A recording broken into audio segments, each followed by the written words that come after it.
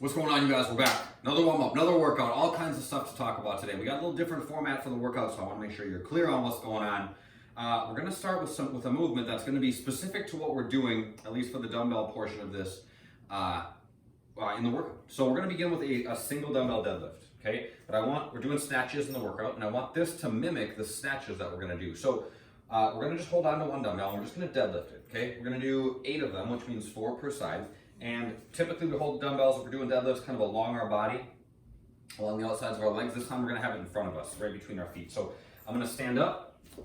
Okay, dumbbell rests right between my feet. I stand up, brace my belly, squeeze my butt, and then I send my hips back, reach down, grab a hold of the bell, and then lift up. So that's 1, switch sides, that's 2. So the weight shouldn't be super challenging, okay? We're just kind of getting our hips and our legs warmed up before we get into the workout, but this will kind of prep us for the snatching that's going to come up in the workout. That's movement 1 of the warm-up. Movement 2, we're gonna do half burpees, so I jump back to a plank, then bring my feet back, jump and tap overhead, then reverse lunges, tap that back knee, stand up, switch sides, tap the back knee, stand up, switch sides, and then push-up plus a hip tap on each side. So I'm gonna do a push-up, hip tap right, hip tap left, push-up, hip tap each side, so on and so forth.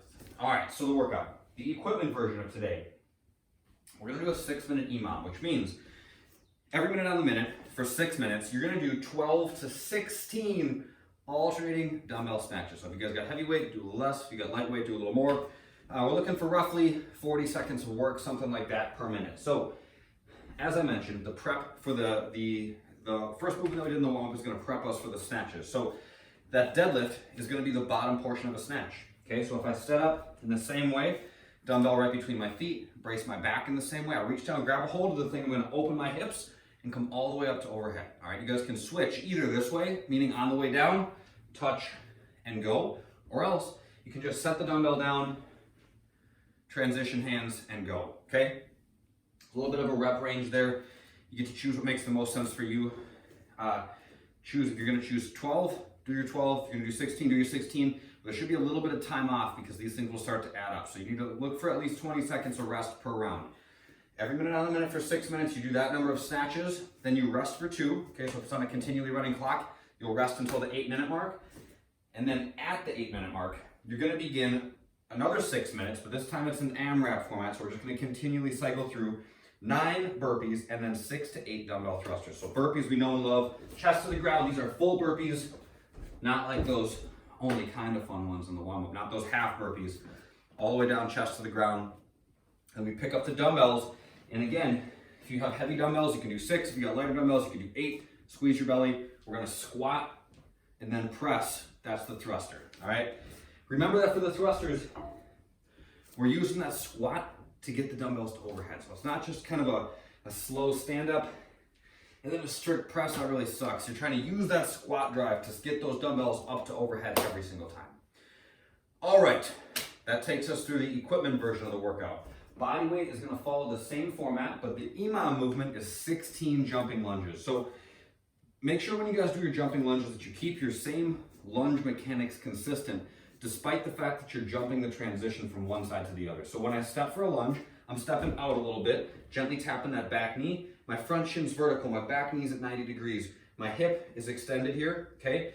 This is the same position we should get into for jumping lunges. I'm just jumping the transition. So I jump and switch, back and forth. I'm easily 16 of those per minute. How bad can that be?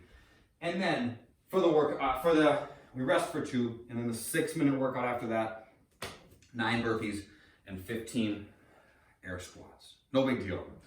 Accessory work today. We're doing 2 rounds of 8 to 12 single dumbbell curl and press per side. Heavy dumbbells get less reps, light dumbbells get more.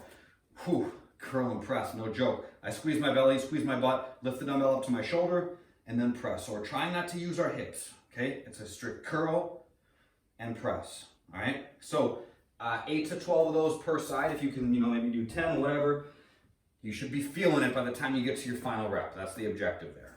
All right, the mobility work. We're getting a foam roller out. If you guys don't have a foam roller, we can't be friends. I don't know what to tell you.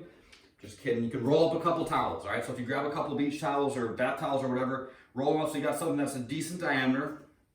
We're gonna lay on that. So it's just gonna run parallel to our spine. And I'm gonna get into this position, okay? If this is a pretty passive stretch, we're just kind of gently letting our chest open up, all right? So I'm gonna lay back onto the foam roller, and I'm camping out like this for guess how long? 5 minutes. 5 minutes. Pure craziness. My chest is just kind of gently opening up, right? As this is written, it says weighted. I'd probably put like soup cans. I got like some little weight plates that I could use. Something that's light, but will give you a little bit of added pressure in your hands will make a big difference there. So 5 minutes there, it's passive. It's chill. It won't feel like much at the start, but by the time you're done, you'll feel like your hands are a lot closer to the ground. Your chest will have opened a little bit. That's what we're going for. So add some weight where is appropriate, but try to keep this in mind as you do it. We're looking for 90-degree angles, okay? Start to get up here like this, down here like this, arms way up to the side. It just changes the stretch. And I generally see that when we do this in class, people get the best stretch when they're at that 90 degrees at the armpit, that 90 degrees at the elbow, and they're just kind of camped out like that. So just play around with it a little bit. Adjust, move, see what position gives you the best stretch so that you're making the most of your time. That is it for today. That's it. That's all I got. You guys have a good day. See you next time.